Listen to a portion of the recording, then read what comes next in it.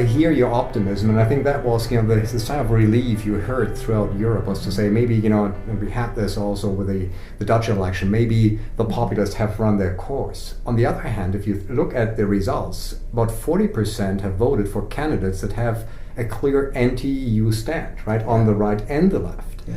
So in a way, what we see is a real test, not only of French politics and how this pans out, but two candidates with a very different opposing vision of what France's role in Europe is and what Europe stands for.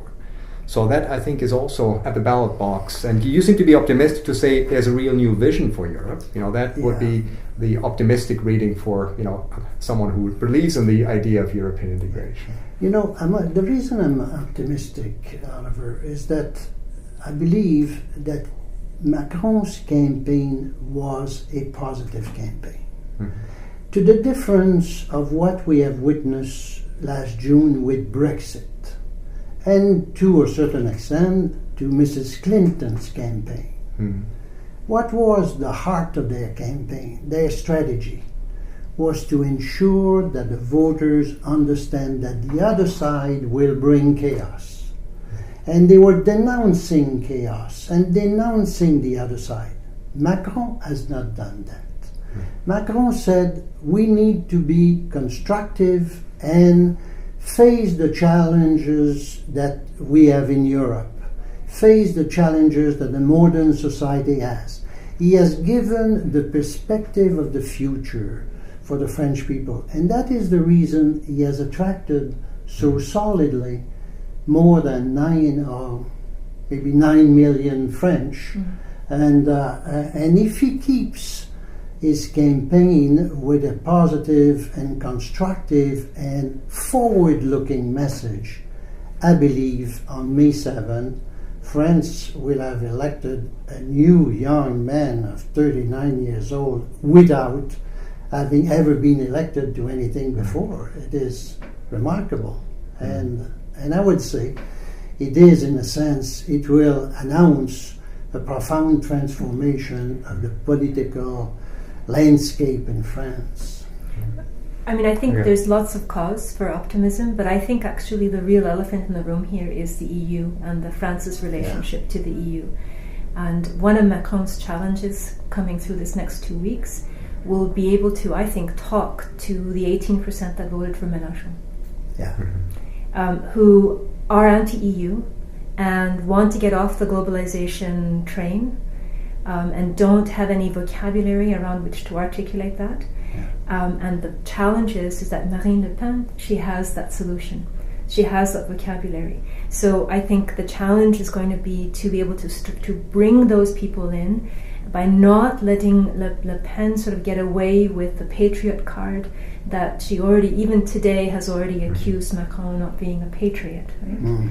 So, and to find different vocabulary so that the people that voted hard left, thinking that was a vote for a new future, that was a French future, are going to come to Macron because they'd rather be in France inside the EU than to be in a hard right, anti-immigrant, fascist kind of France. So I think that's going to really be the challenge, are those voters there, and that's a big chunk. That's the other piece here. Le Pen did amazingly well, but I believe that the next best result for the hard left in France was 11%. Back in 2002, maybe. So this was also a really good showing for them. It's quite interesting to see that the left has collapsed in a sense. It's the first time in the Fifth Republic that they are under 30%, not able to attract a minimum of 30% for the left. The big challenge for the left has always been the division. Yes. And the genius of François Mitterrand at the time was to say, well, we will never get to power if we're not able to resolve our division in the family.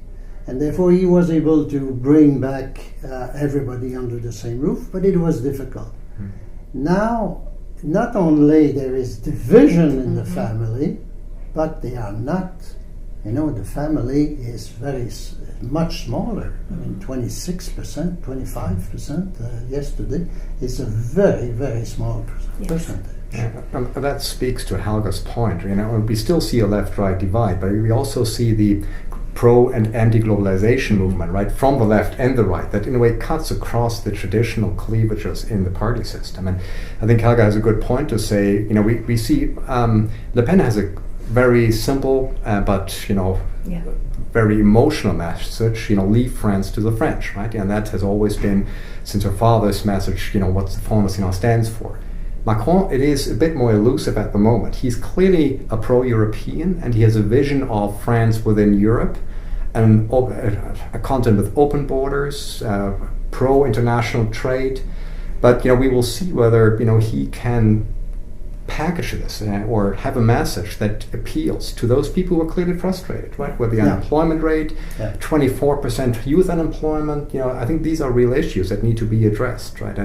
And populists have this weapon, right, of simple.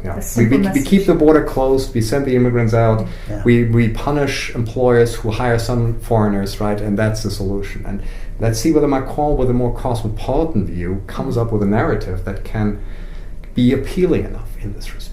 Well, that's the challenge of the next 2 weeks. I would suggest we see each other again in 2 weeks and then see, where we're going with this. Thank you. Thank you.